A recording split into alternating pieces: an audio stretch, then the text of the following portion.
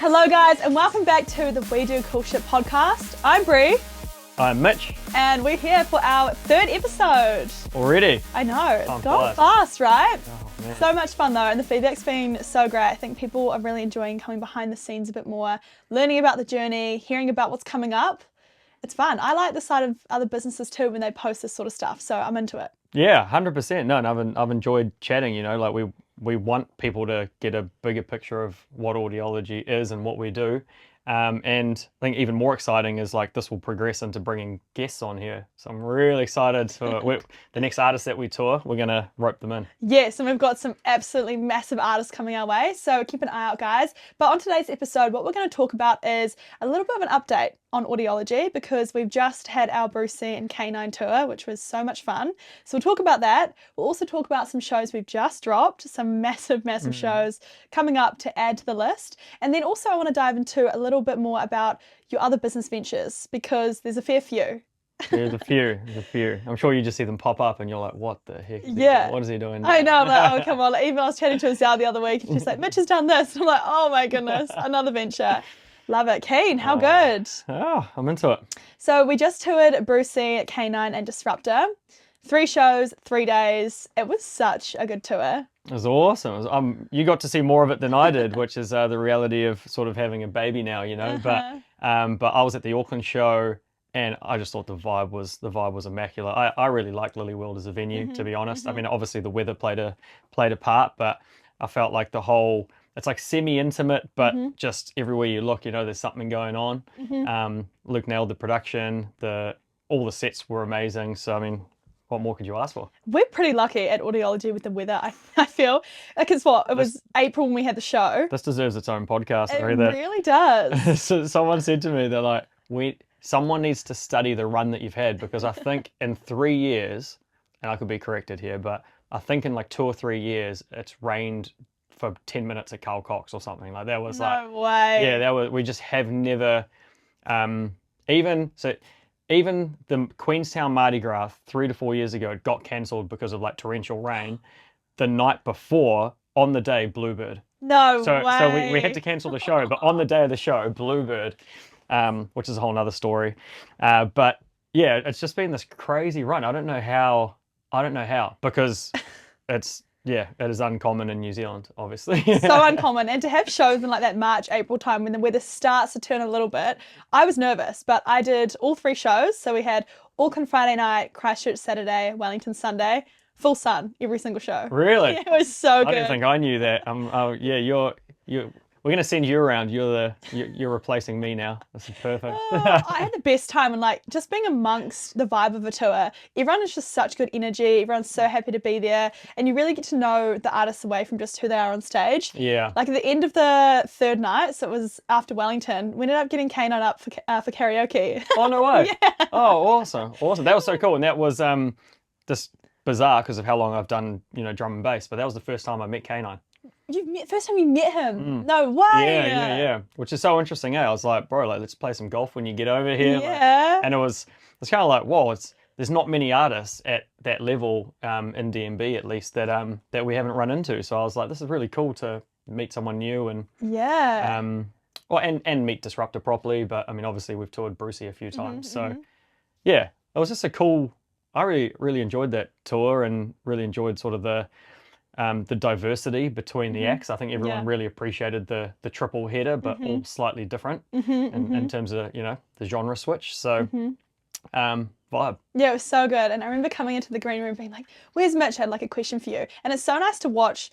You just take the time to get to know them. Like you just sit in the room, have a chat to them like they're normal people. Because they are. They're literally just like normal everyday people. Yeah, definitely. And you're just sitting there for like half an hour just having yarns and catching up like an old friend, right? Because you've toured BRU-C so many times now. Yeah, we have. I mean, it's, well, three from memory. So BRU-C's like something that makes him super exciting, you know, when you announce him, is that he's not out here often. Yes. So yeah, we over the years, maybe 6 or 7 years, we've toured him a few times, but I think that's the X factor of that show was like, whoa, BRU-C's actually coming back out. You know, heaps of other acts are here every 6 to 12 months, but with him, I think it had been a couple of years.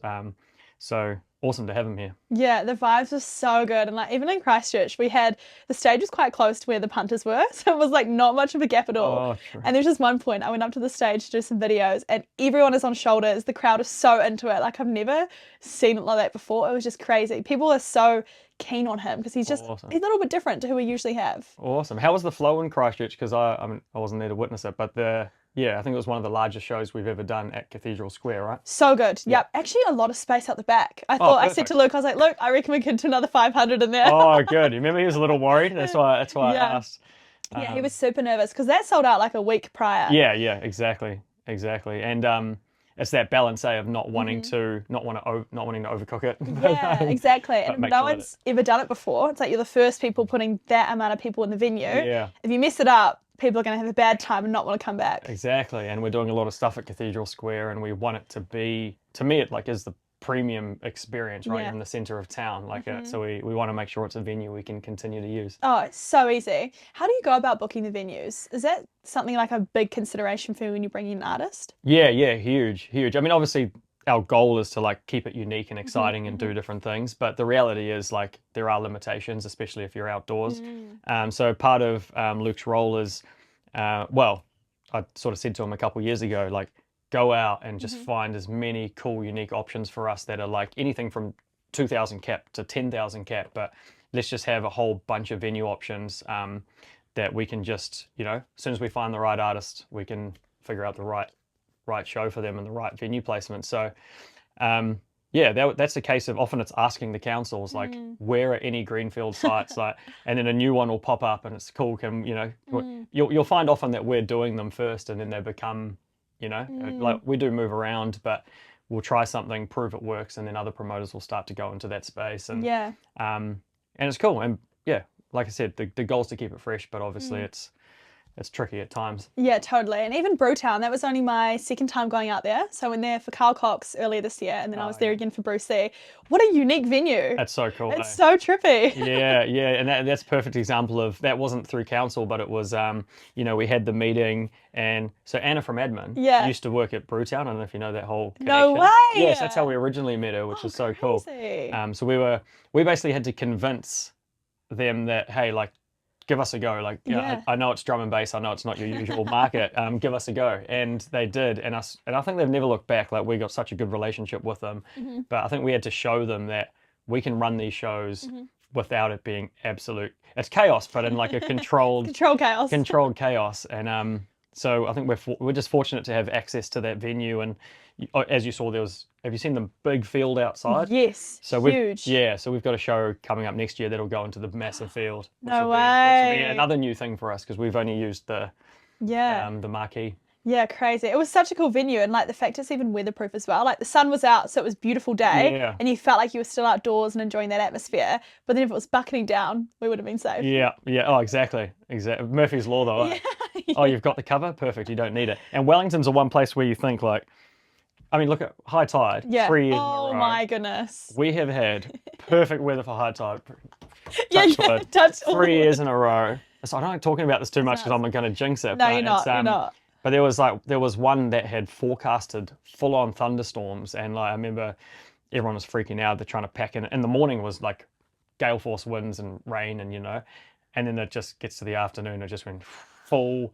People were sweating like it was like full. It was the year that Example played. I think it was the first one, and it was just. Man, we've been lucky down there. That even happened last year at high tide. I remember one of the boys got a call from Luke at like 12:30 in the morning, and he's like, "Go down, the fencing's blowing off." So he had to go down and sort all that out. Next day, get there, blue sky. Yeah, I remember. Yeah, Luke was. They were so worried about the wind. It was like I think that the stage was acting as a sail and stuff. And I remember Luke being like, "Bro, I can't go up to Auckland. Like I'm gonna have to stay here." And I was like, "No, we need you in Auckland." And then ended up being mint. So.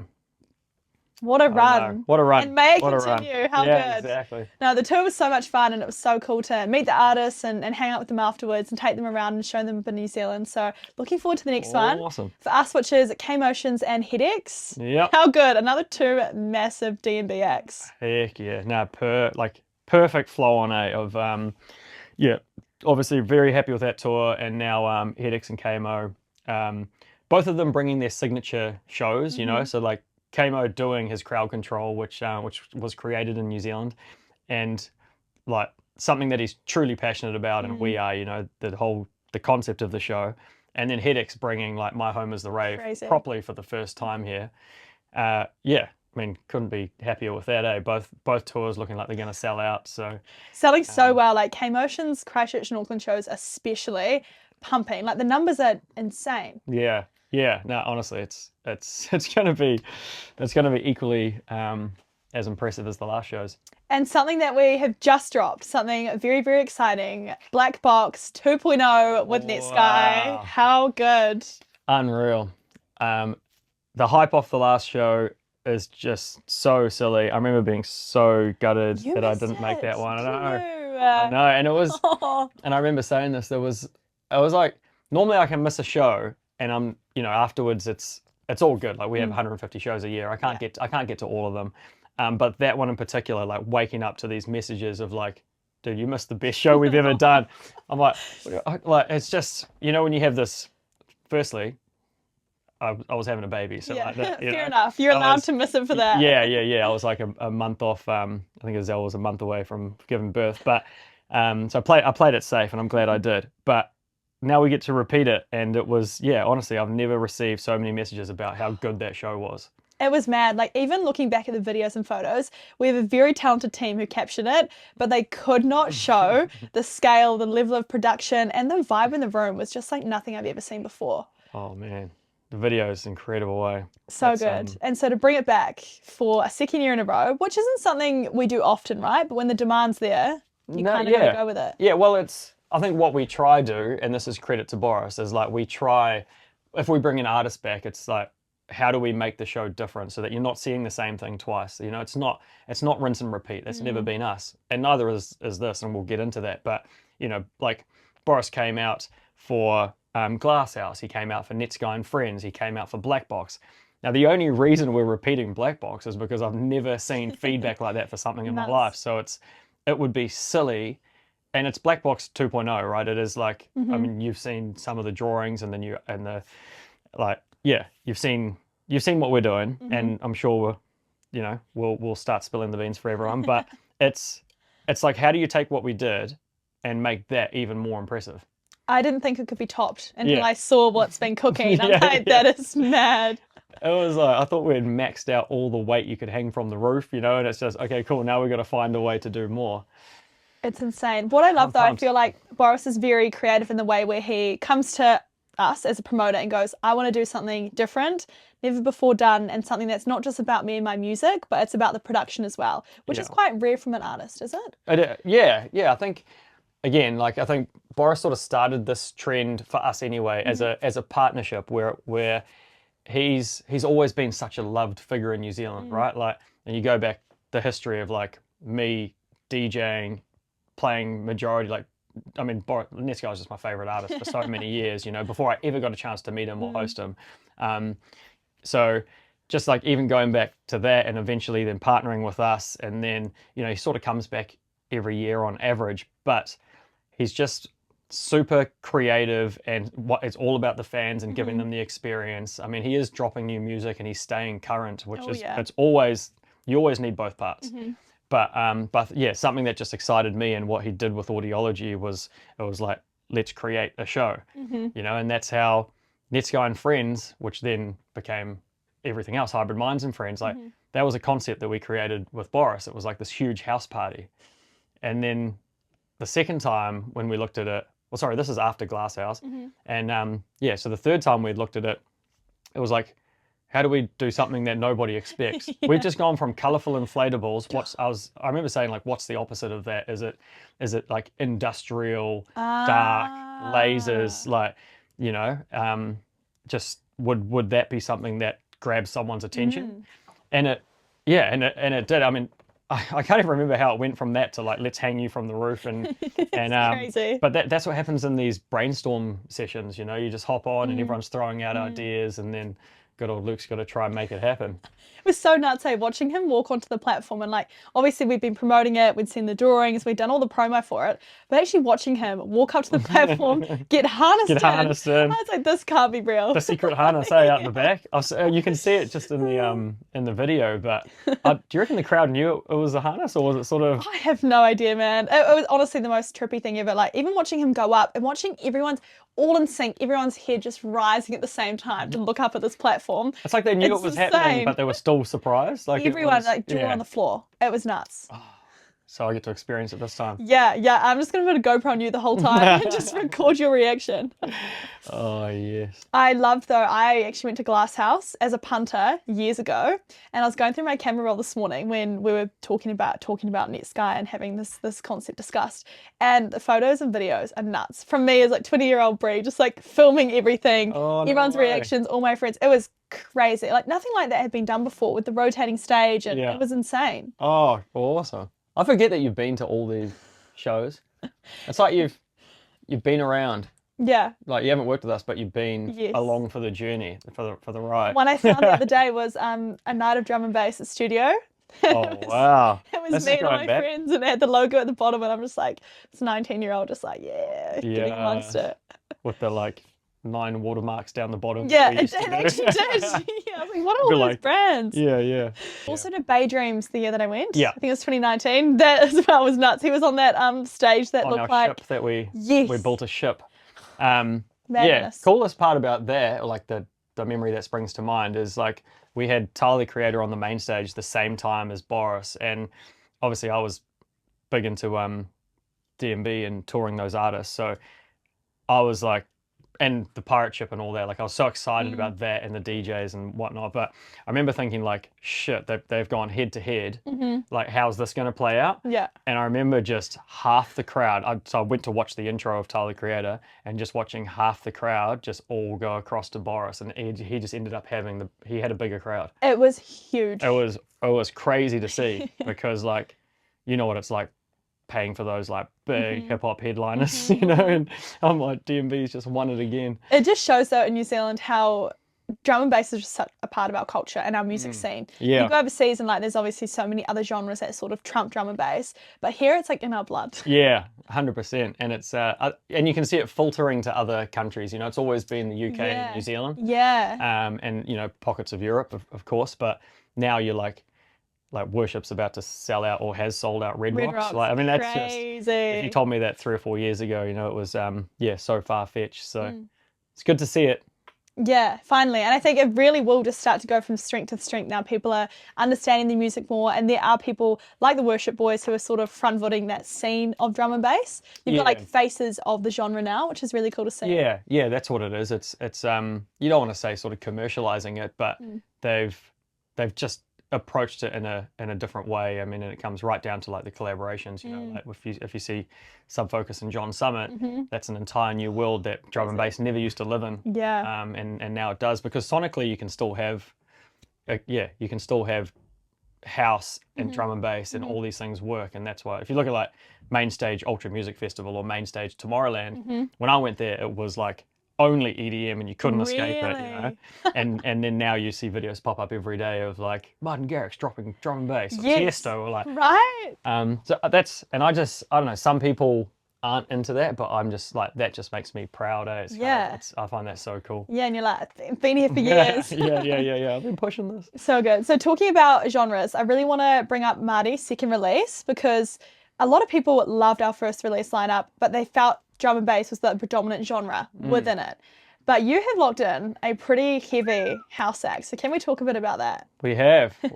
Yeah. So that, like, sometimes it's unintentional how these things sort of flow out, right? Or the way that they're released. So like the reason it was D&B heavy was just literally by chance. Like we sort of had booked in all these artists, and some of them were still being worked on for second announce, and that's just sort of how it unfolded. But as I said in that previous video when I was in Okuni, like our goal is to always have a spread and always keep it diverse. Yeah. And that's why it's had Cyril and Hot Dub, and you know, so I was like, shit, we're definitely going to go a house headliner or co-headliner in there. Exactly, and that's what people forget too, is at Mardi you can go listen to four different stages Yeah. throughout the gig. You've got main stages, watch the bigger acts, and then you've got second stage, and then you've got other stages within the whole venue that you can go listen to these smaller up-and-coming artists, producers, DJs, and get a taste of something else. Yeah, yeah, and we're going to try to do our best to like separate those out a little bit, so that at least if you're going to Turo Lodge, you know what to expect, or if you're going to keg, or and another little surprise that we haven't announced yet, but we're doing something proper for the pre-party that we've never done before at Mardi Gras. So, oh goodness, I don't even know about this, guys. No. I think we'll leave that one hanging for just a little bit, but it's a really cool, exciting, fresh approach to the Friday. We're still going to do the small venues, but I've always felt like the Friday could have more of an offering. Like it's like the stepping stone to gearing up to Mardi Gras almost being like 2 nights. You know what I mean? Nice. I'm just throwing it out there. That's not our priority, but I believe, in brainstorming about Mardi Gras and what it is, I'm like, it's a full weekend adventure. Exactly. We've always sold out our pre-parties on the Friday, and there's people still trying to find things to do. Yes. So I guess what we're trying to do is just make it a full weekend offering. It'll start smaller, but let's see where it goes. Oh man, you've got me hyped now. I can't wait. Go. Bring on June. It's going to be unreal. Cannot wait for Mardi. Okay, so the other day, Mitch, I was scrolling my Facebook and a stuff article came up about you and your new venture, Mid Lounge. Can we talk about that? Yeah. Tell me more. I know. Look, I don't even know. I'm always so busy trying to create these things that I forget to actually tell. Like my parents will see that and be like, "What? Like, what's this new company that you started?" And I'm like, "Shit, I forgot to tell you about this." So don't be offended. It wasn't that. It's not. Right, no one knew. No one knew. No one knew. And there's about 5 others coming out that we'll cover off later. But Med is what I'm super excited about, and I'll give you an example of like how these businesses form, because people probably assume that I've had this idea for years and we're going to go out and deliver it. I bought my neighbor's house because it was absolutely beautiful, and I said, if you're ever going to sell it, please sell it to us. Okay, so eventually they decide they're going to sell it, but hey, it comes with our restaurant. No way. So I was like, hang on, I've got to take the house, because I wanted Azel's parents to move up from Wellington, and what's better than having your family next door, And I was like, okay, but I've got to take this restaurant, and they're really good friends of ours as well. And it was just this conversation that within a few weeks, it was like, okay, we want the house, we've got the restaurant, but also I don't have the restaurant knowledge or skill set, and I've never done one. So how do I bring my skills to the table, and how do we convert this from just a little restaurant into something that I can really add value to? And that's where it was previously called Mulca, and it was rated top restaurant in Tauranga, and straight 5-star reviews. But I was like, we can't replicate that food. We can't replicate that vibe. Like, it was family owned business. And so now it's morphed into, like, I said to the council, can we lease the whole big garden space outside? And then it becomes so it's an old villa in the historic village. And it's going to be music driven. It's food first, but it's like going to be music driven in the sense that it's like an intimate, slightly more high-end venue, but it's a place where I can put house DJs. It's a place where we can do Sunday sessions. Yes. The food's all Mediterranean, which is super authentic because I've partnered up with the team from Falafel Metro. I've got Azel's parents involved, which means like authentic Turkish. So I'm not worried about how awesome the food's going to be. We've ended up just doing a huge renovation for like 2 or 3 months because I want the space to be as good as the food. So trust me, this mid lounge thing just sort of came out of nowhere. It's nuts. We're super excited about it though. Like it's what, for me, it's how do I create something that the city needs? And you're not from here, but I've been here for 7 years. And if you just want to go have like a beer in the sun, we're in the top summer destination in New Zealand, or one of them.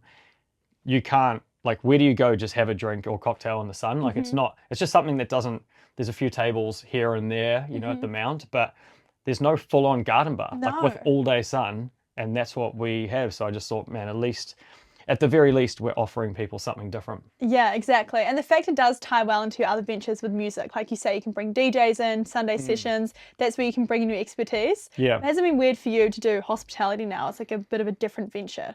Yeah. It's. I mean, I've done so many random ventures, but like the reason I like to think I can make them all work. No, they don't all work actually. They don't all work, but I guess my strategy is if I don't know something, it's find someone that does. So like, this there's 4 partners in this, right? Like 4 families. Wow. So I've gone and found the best restaurant person who makes the best food. Like Falafel Metro was my favorite lunch in the Bay of Plenty. So I went and asked him, can you partner with me on this restaurant?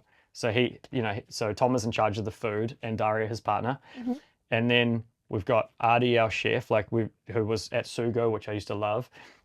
You've got Pete's involved doing all the engineering, the renovations with our builder, and then Nigel, who's a local that's been here for a long time. That's like there's no way I could do this on my own, but I think as a team, we're going to create something pretty special. Yeah, all the best people. Amazing. Do you have an opening date yet? Or are you still working on it? We're actually opening, we're open for lunch, but it takes sort of 5 or 6 weeks to get the alcohol license and the music side of it. That makes so sense. At the moment, it's just lunch out the window. Is it open right now for lunch? Yeah. No way. Yeah. What? Yeah, super soft launch. But it's like lunch served out the window with, it's like semi-construction site. It's like the med opening soon. But you can get our fresh pitters out the window. Highly advise you get down there and try them. Everyone's loving them. That's crazy. I'm going to check that out tomorrow. I'm actually going to go down. Yeah, get in there. I'm surprised you haven't been there yet. How exciting. I cannot wait. We'll bring on Sunday sessions, bring on this exciting new venture for you. I can't wait to try it when it's all ready to go, set up, beers outside. Sounds unreal. No, just in time for winter. Yeah, right. It's okay. You can build it up for these summertime launches. You'll be on. I think we get enough sunshine in the Bay of Plenty that I'm like, You do. touch wood again. You're so lucky down here. Yeah. I see people's stories. They wake up in Auckland, it's all overcast, and then I see everyone walking on the beach, going up the mountain. I'm like, 100%. Tempted to move. That's why I'm trying to bring all my family here. It's I've been trying to promote Tauranga as a place to live for the last 7 years. I'm like, I can't even explain how awesome this place is. So I'm always like, I think people are getting sick of me trying to bring Aucklanders down here. To be honest, me of Tauranga. Oh, hey, that's the dream. That's the dream. So good. Well, thanks so much, Mitch. That's very exciting. Thank you so much for joining us on the We Do Cool Shit podcast. I had so much fun on this episode. In 2 weeks' time, though, we have a story from Mitch Lowe, one that has been teased on other podcasts, but never told in full. And I've been wanting to hear the full story ever since I started working here. So check in 2 weeks' time and we'll give you the full rundown on Mitch Lowe's Thailand adventures. We'll see you then.